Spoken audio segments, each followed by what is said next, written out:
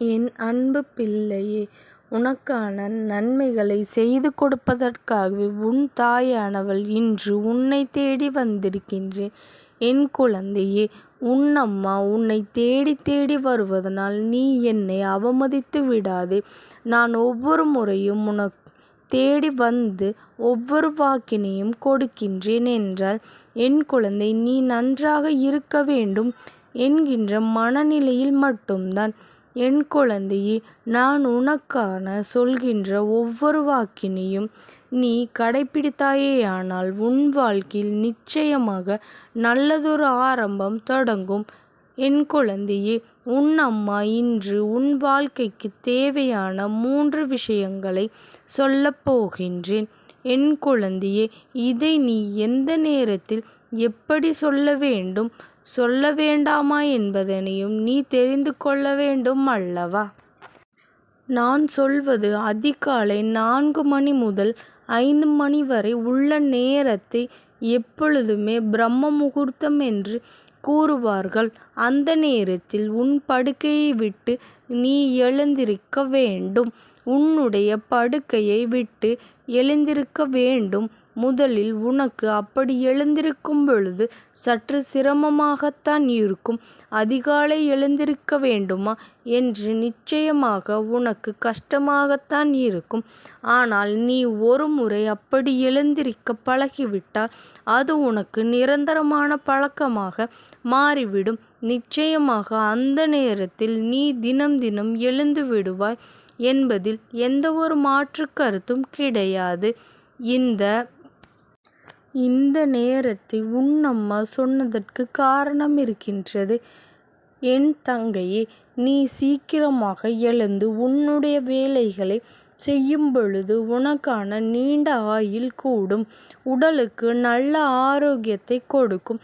அப்பொழுது நீ விழித்திருந்து மனதார உன்னுடைய தேவர்களையும் முன்னோர்களையும் வழிபட வேண்டும் என்பதனையும் நினைவில் வைத்துக்கொள். ஏனென்றால் அவர்கள் உன் இல்லத்தை நோக்கி பிரம்ம முகூர்த்தத்தில்தான் வந்து கொண்டு இருப்பார்கள்.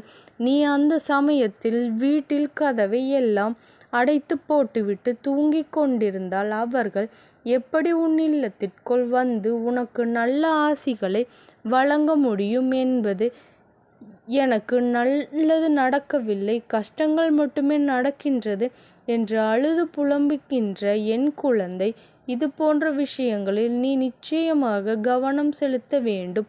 ஏனென்றால் உனக்கு வாழ்க்கையில் சில விஷயங்கள் நடக்கின்றது என்றால் அதற்கு இவர்களும் முக்கியமான ஒரு காரணமாக இருக்கின்றார்கள் என்பதை நீ மறந்து விடாதே.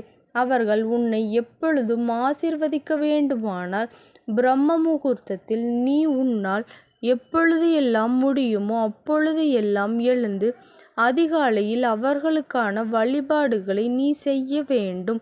என் குழந்தையே, அந்த நேரத்தில் நீ எழுந்திருந்து வழிபாடுகளை செய்வது என்பது அவர்களை நீ கௌரவித்து அனுப்புவதற்கு சமமாக கருதப்படுகின்றது. என் குழந்தையே, நீ உன்னுடைய முன்னோர்களையும் தேவர்களையும் உன்னுடைய மகாலட்சுமி தாயாரையும் நீ நிச்சயமாக இந்த நேரத்தில் வீட்டில் நிறை வாழ வைத்து விட்டால் உன்னுடைய கஷ்டங்கள் எல்லாம் நிச்சயமாக நல்ல தீர்வு வந்துவிடும். பண கஷ்டம் என்ற ஒன்று உன் வாழ்க்கையில் இல்லாமலேயே ஓடிவிடும். அது மட்டுமல்ல என் குழந்தையே, அதிகாலை 5 மணிக்கு முன் எப்பொழுதும் கொல்லைப்புற வாசலை திறந்து வைத்து அதன் பிறகுதான் தலைவாசலை நீ திறந்து வைக்க வேண்டும். ஏனென்றால் உன் இல்லத்திற்குள் வருகின்ற கடவுள் அங்கு நல்லதொரு வெட்ட வெளிச்சத்திலும் காற்றோட்டமாக உன் இல்லத்தை பார்த்தவுடனே மங்களகரமாக இங்கே இருக்கின்ற இடத்திற்குத்தான் வர ஆசைப்படுகின்றார்கள்.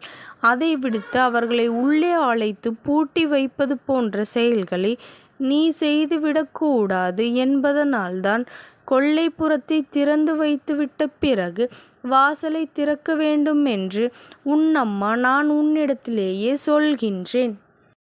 உனக்கு வாய்ப்பிருந்தால் அதிகாலை எழுந்தவுடன் பசுவின் முகத்திலே விழிக்க வேண்டும். அப்படி வாய்ப்பு கிடைக்கவில்லை என்றால் உன்னுடைய முகத்திலோ அல்லது உன்னுடைய வலது கையினுடைய உள்ளங்கையையாவது நீ பார்த்துவிட்டு எழுந்திருக்க வேண்டும். அதுபோல செவ்வாய்க்கிழமை வெள்ளிக்கிழமைகளில் காய்ந்த முகம் கொண்ட குத்துவிளக்கை நீ திருமகளை வழிபட வேண்டும். என் குழந்தையே, இப்படியெல்லாம் நீ செய்து கொண்டிருப்பேயானால் நிச்சயமாக உன் இல்லத்திற்குள் 3 தெய்வங்களும் நிச்சயமாக வந்து விடுவார்கள். உன்னுடைய முன்னோர்கள் யார் என்பது உனக்கு தெரியும். தேவர்கள் எல்லாம் எப்படி இருப்பார்கள் என்பதனை நீ நிச்சயமாக கற்பனையில் தெரிந்து வைத்திருப்பாய். இவர்களுக்கு புகைப்படத்தை உனக்கு தெரிவிக்க வேண்டிய அவசியம் இல்லை என் குழந்தையே. அதனால் இவர்களையெல்லாம் நீ நன்றாக அறிந்து வைத்திருப்பாய் என்பதனால்தான் இவர்களை வரவழைப்பதற்கான வழியினை காண்பித்து இருக்கின்றேன். மகாலட்சுமி தேவியையும் உன்னுடைய முன்னோர்களையும் தேவர்களையும் விட்டுவிடாதே. அதிகாலையில் எழுவதற்கு ஒரு பொழுதும் நீ சிரமப்படாதே. சில காலம் செய்து பார். நிச்சயமாக உன்னுடைய வாழ்க்கையில் நல்ல நல்ல முன்னேற்றங்களை ஏற்பட்டு நீ நல்ல நிலையை அடைந்து விடுவாய். என் குழந்தையே, நீ எதற்காகவும் கலங்கி நிற்காதே. உன்னம்மா நான் உன்னோடு துணையாக இருக்கின்றேன். உனக்கான அத்தனை விஷயங்களையும் இந்த அம்மா முன்னின்று நடத்தி கொடுப்பேன். உன்னுடைய எண்ணங்களை மட்டும் நீ தெளிவாக வைத்து கொண்டு நீ முன்னேறி செல்ல வேண்டும். என் குழந்தையே, இந்த அம்மாவினுடைய அன்பும் ஆசீர்வாதங்களும் உனக்கு என்றைக்கும் முழுமையாக கிடைத்து கொண்டே இருக்கும். என் குழந்தையே, உன் வாழ்க்கையில் நீ கேட்டதை விடவும் உனக்கு பல சிறப்பான விஷயங்களை நடத்தி கொடுக்கின்றேன். எந்த நிலையிலும் நீ மற்றவர்களிடம் போலி மட்டும் இருந்து விடக்கூடாது. எந்த சூழ்நிலையிலும் அடுத்தவர்களை ஏமாற்றி விடக்கூடாது. உனக்கு நல்லதுதான் நடக்கும் என்பதுதான் விதி. அதை நான் நடத்தி கொடுப்பேன். எந்த ஒரு விஷயத்திற்காகவும் என் குழந்தை யாரிடத்திலும் எந்த ஒரு பொய்யையும் சொல்லாமல் நேர்மையாக நீ இருந்து கொண்டே நிச்சயமாக உனக்கானது ஒவ்வொன்றும் உன்னை வந்து சேரும். அதாவது உன்னுடைய பொறுமைக்கும் சோதனைக்கும் வரும் பொய் சொல்ல வேண்டிய நிலையும் ஏமாற்ற வேண்டிய நிலையும் உருவாகும். அந்த நேரத்தில் நீ தெளிவாக இருந்துவிட்டால் அதன் பிறகு யாராலும் உன்னை அசைத்து பார்க்க முடியாது.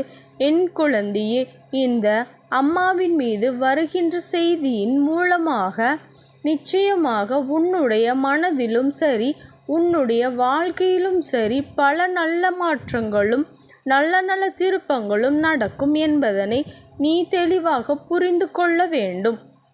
வெற்றி என்னுமே உன்வசமாக இருக்கும். என் குழந்தையே, இந்த அம்மாவினுடைய அன்புகளும் ஆசீர்வாதங்களும் உனக்கு என்றைக்கும் முழுமையாக கிடைத்து கொண்டே இருக்கும். ஓம் சக்தி போற்றி.